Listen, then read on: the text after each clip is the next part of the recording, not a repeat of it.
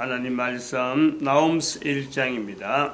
나홈스 1장 1절에서 끝절까지 말씀 교독합니다. 1절 말씀 제가 먼저 받들어 봉독드립니다. 니느웨에 대한 중한 경고 곧 엘고스 사람 나홈의 묵시의 글이라.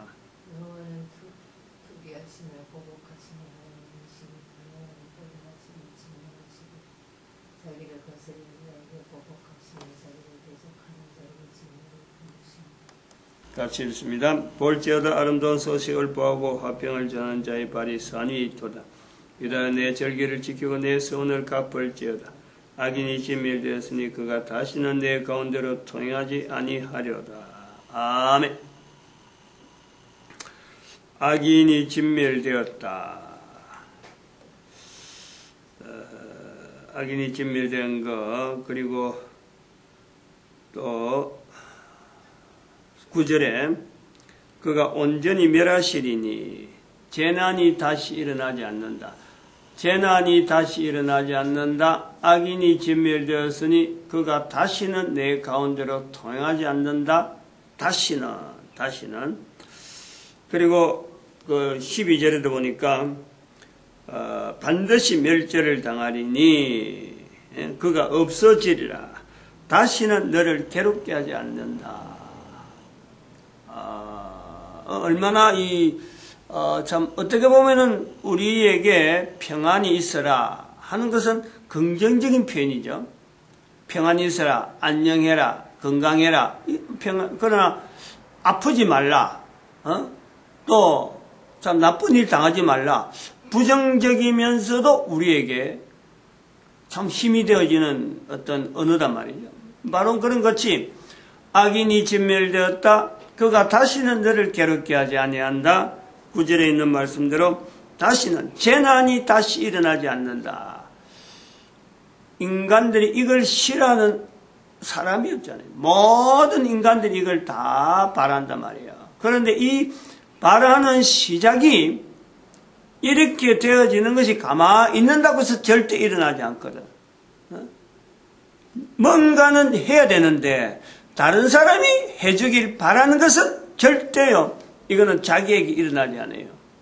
다른 사람이 이렇게 해주기를, 다른 사람이 악인이 되지 않는 것, 다른 사람이 다시는 재난을 당하는 일이, 다른 사람을 통해서 내가 다시는 재난 당하는 일이 없을 것이다. 라고 하면은 자기에게는 절대요. 이것이 일어나지 않아요. 이것이 우리 사람 살아가는 거예요. 내가 시작을 해야 되는 거예요. 다른 사람이 나를 재난을 일으키지 않는 사람이라 사람에 의해서 내가 재난을 당하는 거죠. 다시는 괴로움을 당하지 않는다. 다른 사람이 나를 괴롭히니까 내가 괴로움을 당하는 거야. 그러나 내가 괴로움을 당하지 않으려면은 내가 다른 사람을 괴롭게 하지 않는 일을 내가 움직여줘야 돼요. 악인이 진멸된다. 내가 악인에서 벗어나는 일이 시작돼야 하나하나 다른 사람들이 악인에게서 벗어나는 거예요. 원리가 그렇다니. 그런 원리를 성경을 통해서 우리는 다져가는 거예요. 왜?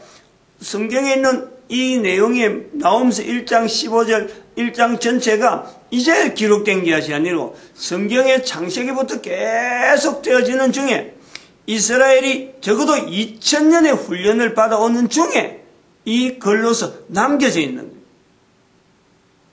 그 연대라는 것은 우리는 상상도 못한.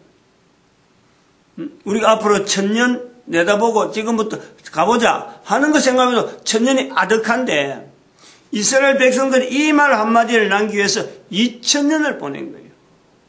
그래서 성경으로 이렇게 성경의 정착이 되도록 서로 비슷하게 어떤 성경 전체가 원하는 그 속에 들어있으니까 이것이 글로서 문자로서 문서로서 성경이라는 구조 안에 들어가게 되는 거예요. 그게 400년 BC 400년경에 알렉산드리아에서 그런 작업을 했다는 거예요. 이 성경에 있는 여러 가지 내용들 중에서 우리가 성경 자체가 기록되어지는 이런 형태의 성경의 언어를, 성경의 내용이 기록되어지는 그 중심, 그런 중심을 가질 수 있는 사람의 계층. 다시 말하면 악인과 선인이라 그럴 적에 보통 우리 사람들이 보는 그 환경에서 누구든 지금 현재 볼 수 있는 사람들 중에서 돈이 있는 사람이 악인일까? 돈이 없는 사람이 악인일까? 일반적으로. 부자가 악인일까? 가난한 자가 악인일까? 악인으로 나타나는 행적이, 누가 그게 많은 거예요? 뭐, 악인하고 선인하고 비교해서 부자와 거지를 이야기하면은, 악인의 자리에는 부자가 훨씬 그 자리가 가깝죠. 누구든지 그렇게 이야기하는, 부자가 악인이지. 뭐, 가난한 사람이 악을 저지를 일이 뭐 있어? 내가 가난하다는 거예요. 그럼 부자가 악인이냐, 부자가 선인이냐? 그럴 때, 부자 쪽에, 돈 많은 사람들, 힘있고 건세 있는 사람들 쪽에 아무래도 악을 저지르는 것이 많잖아요. 분명히 그건 인정해요. 세계사라든지 어디 뭐 그렇게 멀리 갈 것 없어요. 바로 내 이웃에, 바로 내 환경 속에서 받쳐봐도, 아무래도 가진 자가 나쁜 짓 하는 게 훨씬 많고, 이 가진 자가 왜 이러냐 하고 막 신문에 그걸 나지만은 알고 보면 원래적으로 온 인간 세상이 그래 될 수밖에 없어요. 근데 거꾸로 이 내용을 거꾸로 보면은 나는 부자가 되길 바라느냐 가난한 자가 되길 바라느냐, 내가 벼슬 가진 사람이 되길 바라느냐 벼슬 안 가지고 그냥 막 이름도 없이 빚도 없이 지내길 바라느냐, 촌에 가서 묻혀 살기를 바라느냐 도시에 가서 뭔가 좀 해보겠다고 출세하겠다고 도시에 몰리는 것이 사람이냐?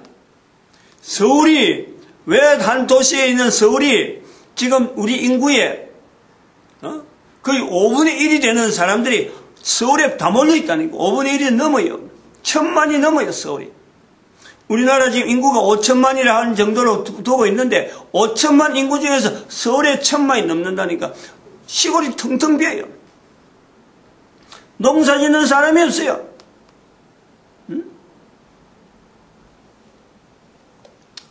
악인이 되기는 싫어하면서 악인이 진멸된다라는 자리에는 내가 참 기뻐하면서 내가 악인이 되는 것 자체를 내가 인식을 안 하고 내가 악인이 되어지는 경향 쪽이 있다는 거, 부자 되려고 그러고 출세하려고 그러고 다른 사람들하고 좀 차이가 있으면 내만 가진 거, 내만 가져야지. 우리 식구만 누려야지. 이렇게 돼 있지. 그걸 가지고 풀어서 같이 공존해야 된다. 같이 있으면 더불어 살아야 된다. 이 더불어 살아야 되는 것에 대한 생각은 전혀 하지 않고요. 우리가 얼마나 이기적이고 이율배반적으로 악인은 싫어하지만 내가 부자 되길 바라고, 부자가 악인이 되는 것은 분명히 이야기하면서도 내가 부자 되길 바라는 거예요. 그런 인간들이 세월을 보내면서 지금까지 걸어온 거예요. 그러면은 성경에 기록되어 있는, 기록으로 남겨지는 이런 글을 남기는 이런 자리는요, 악인이 진멸되었다라고 하는 이런 표현을 쓴 사람들은 이스라엘 사람들 중에서 가난한 사람들 축에 속한단 말이에요. 어려운 사람들 속에 속하는 거예요. 쩔쩔매는 환경 속에서 이런 언어들이 자기 속에서, 자기 삶에서, 자기 몸에서 갖춰진다. 돈 많고 여유 있고 글로서 쓴다는 자체는요, 쉬운 일은 아니에요. 돈이 있어야 돼요. 분명히 뭔가 근거가 있어야 돼요. 워낙 비싼 재료들이니까 글 남기는 것도 배워야 되고, 또 남기는 글로서 이걸 기록하려고 하면요, 이게 양피지라든지 여러 가지 가죽종이라든지 이것 자체 구하는 것이 보통 비싼 게 아니에요. 그 비싼 것을 여유가 있어서 구한 것이 아니라는 거예요. 쩔쩔매는 중에 남겨야 되겠기에, 후손들한테 이걸 알려야 되겠기에 남기는 아주 절박한 간절한 그런 중심에서 이게 남겨졌다는 거예요. 그런 표현 속에 15절에 있는 대로 산 위에 있는 발이라는 말이에요. 산 위에 있는 발. 쩔쩔매는 산. 이 쩔쩔매는 자세가 성경에서 꾸준하게 인식하고 있는 이 표현은 뭐냐니까 예수님이 오셔서 예화를 남긴 천국이라는 환경을 이야기하면서 회개하라 천국이 가까웠다라는 말씀을 하면서 이 천국에 있는 내용을, 천국의 상황을 아주 부자와 거지로 딱 구별되게 분명하게 이야기를 하고 있어요. 누가복음 16장 19절 이하에 부자 이름이 없어요. 거지 이름이 있어요. 나사로, 거지는 나사로, 나사로는 거지고 부자는 이름 없는, 이것 자체가 극명하게 드러난, 이름이 있다 이름이 없다, 이름을 가지고 분리해야 될 필요가 있다. 하나님께서 사람이 지은 이름인데 이걸 분리해야 될 필요가 있다. 아브라함도 이름이 있고 아브라함 품에 나사로가 사람을 두고 이름을 부르는 거예요. 그것을 천국, 현재적이면서 계속되어지는 자리가 천국. 거지는 부자는 세상에 살아있을 때는 이름이 있었어요. 그러나 영원한 자리에서는 이름 없는 모습으로 그냥 부자, 이 땅에 살고 있던 동안의 부자, 고통 중에 모습을 나타내는 거예요. 부자와 거지의 모습으로 천국을 말씀하는 그 말씀에서는요, 이 성경 전체가 이런 내용으로 기록되어 있는 이 성경이 형성된 이 내용에 바로 이 거지 무리들 해당되는 이 사람들의 흐름이 이 땅에서의 글로서도 기록되는 성경의 형성에도 분명한 위치가 있고, 그리고 영원히 그 자리가 하나님 앞에 구별되어지는, 인정되어지는 자리가 있다. 이걸 우리가 인식을 해요. 미국 사회가 전 세계 가운데 저렇게 떵떵거리고 있지만은요, 미국 사회의 기초는 철저하게 거지에서 시작하는 거예요. 이걸요, 미국 사람들이 가지고 있는 청교도 정신이에요. 청교도들이 뭔가 영웅적으로, 우리가 지금 영국에 있다가 미국 간다, 우리는 떵떵거리고 좀 재산 많이 가지고는 그런 자세로 살겠다, 이런 게 아니에요. 신앙, 하나님 앞에 주어지는 신앙, 이걸 자기 뒤에서 나타나는 신앙, 이 신앙이 후대에게 전달되어지기 위한 그 자세가 나타난 것이 102명의 메이플라워에서 몸을 싣고 미국의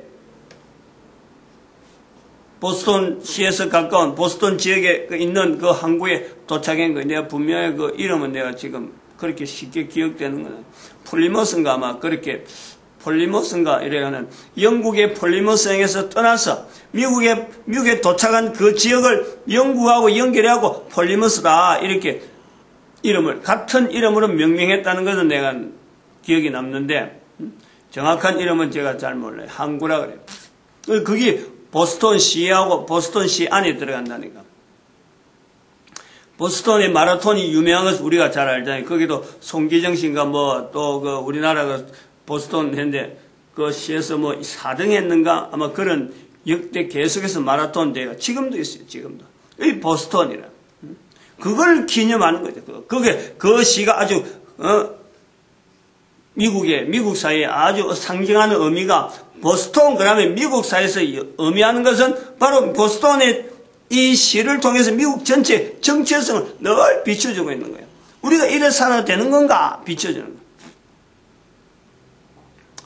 바로 이 보스턴의 그 메이플라워에서 도착한 102명의 청교도, 그들의 모습이 바로 성경에서 나타나는 거지란 말이에요. 거지. 저들이 그걸 받는 거예요. 성경 속에 있는 자기들의 모습에 우리가 거지다. 거지다. 우리가 다시 말하면 악인이다. 그것을 인정했다는 거예요. 102명의 청교도, 그들의 모습이 바로 성경에서 나타나는 거지란 말이에요. 거지. 저들이 그걸 받는 거예요. 성경 속에 있는 자기들의 모습에 우리가 거지다. 거지다. 우리가 다시 말하면 악인이다. 그것을 인정했다는 거예요. 102명의 청교도, 그들의 모습이 바로 성경에서 나타나는 근데 이것이 1945년 대한민국의 광복이라고 하는 것이 발표되는 시점에서 미국은 이 거지에서 이제는 부자로 바뀝니다. 부자로 행세하자 하고 이것이 바뀌는 거예요.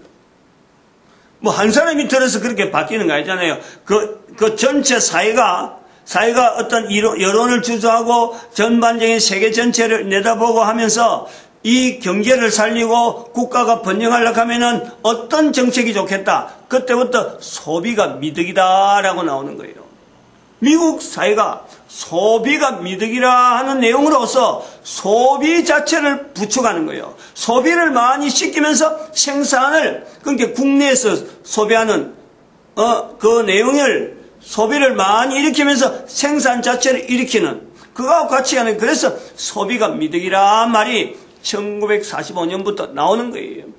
1945년부터 소비가 미덕이라 하는 그 말이 나오면서 청교도적인 그 절제, 그 청결은 계속하지만 절제, 그러면은 자기들이 가지고 있던 자세, 거지의 자세, 다시 말하면 청빈한 생활을 쭉 해오던 청교도라 그러면 청빈이요, 청빈. 나는 적게 쓰고 다른 사람들에게 많이 나눠주는, 다른 사람들이 가진 것을 나눠주는, 이것이 청교도의 정신이었다는, 더불어 사는 공동체. 1610년에 와서 그 다음에 봄에 인디안에게서 옥수수를 얻은 거예요. 거지요, 거지. 이거를 잊어버리지 않는다니까, 청교도들이. 자기들이 인디안이 준 그걸 안 먹었더라면, 안 받았더라면, 인디안들이 그걸 안 줬더라면 자기들이 살아있겠느냐? 이걸 항상 연결해서 자기들의 역사 속에서 거지에 대한 자세를 바로 성경에 있는 이 내성에서, 그래서 이 땅에 있는 동안에 자기들을 통해서 천국이 계속해서 전달되어지는 과정을 통해서 막 나타내려고 온 세계를 향해서 복음을 전하는 이 내용을 미국 사회가 가진 기초다. 그런데 그것이 1945년에 2차 대전에 승리함으로 해서 승리하고 돌아온 2차 대전이 끝났다 그러니까 이제는 전 세계에서 다시는 전쟁이 없어야 된다. 전쟁이 없을 것이다. 하고 있다가 덜컥 대한민국에 1950년에 미군이 파송돼가지고 쩔쩔매고 승리의 도처에 저 압록강까지 올라갔다가 일사후퇴하는 과정에서요. 그때 더 죽는 거예요. 추위와 고통. 전쟁은 지긋지긋하다 깨하고 한국 전쟁에 대해서 인상이 어마어마하게 나쁘게 남아있는 거예요. 미국 사회에 대한 흐름을 목사가 성경을 통해서 보는 이런 관점이요. 이게 대체로 객관적으로 정확하다라고 인식을 해요. 그래서 이 인식 속에 제가 미국에 대한 그 내용을 하나, 기억에 될 내용을 하나 이야기를 할 테니까, 막 요렇게 암송해도 돼. 왜냐면은 옛날에 우리 그 코리아는 단어를 모르잖아. 무슨 뜻에서 왜 우리나라 이름이 코리아가 됐느냐? 이거는 포르투갈의 왕이 고레스라고 하는 그 보현, 그 햇빛이라고 하는 고레스, 성경에 나오는 고레스, 광명, 태양, 이 고레스라고 부르는 이 표현을 포르투갈 왕이 그 교황한테 보내는 공식 서한에 이 표현이 되어 있다. 고레스 사람을 만났다. 한국 사람을 만난 것을 고레스 사람을 만났다 하고 하는 표현이 공식적으로 나와 있는 이것을 변형이 되면서 코리아로 남겨있다. 이걸 받아들이라는 게 햇빛이라는 것 뜻이 있는 이 발음, 코로, 기억 발음이 강하게 나와서 코로 나오는 거. 이 영어로 나오면은, 영어는 액센트가 강해요. 앞에 있는 언어가, 영어는 거의 대부분이, 우리 언어로 하면은, 치어, 이런 식으로 많이 나오는 거예요. 그거는 다른 이야기니까. 그러면 미국이라 하는 이 영어, 미국이란 나라가 아메리카잖아요. AMER입니다. ERICA예요. 요걸 인상하려고 하면 아까 거지를 이야기해야 되는데, 거지를 이야기하기 중에 요 단어를 하나 보면, I beg your pardon이라는 거죠. I beg your pardon.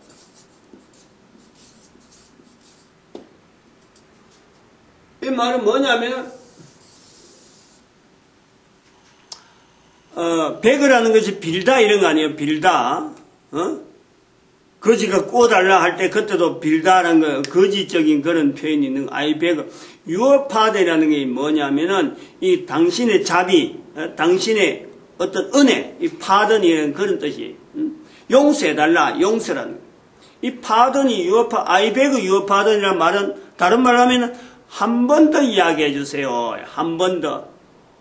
요 영어가, 이 언어가 중학교 영어, 요즘 뭐 초등학교 때부터 바로 영어들 하지만, 이 영어 언어를 이제는 배웠는지 모르겠어요. 우리가 처음에 영어 배울 때는, 그때는 문법도 제대로 없고, 어릴 때 영어니까, 1960년대 영어를 배울 때는, 단어에서 단어로 연결되어진 이 언어를 배우는데, I beg your pardon을 이걸 배울 때 너무 어렵게 배웠어요.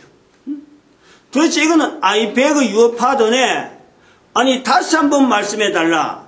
아니 말씀 그러면 다른 말로 다시 한번 리피터 이렇게 뭐 쉽게 다시 반복 이런 어떤 내용이 들어가면 좋겠는데 I beg your pardon 이거는 관용어거든. 관용어. 이거는 단어를 가지고 내용이 하는 게 아니고 관용적으로 쓰는 것을 번역하는 거예요.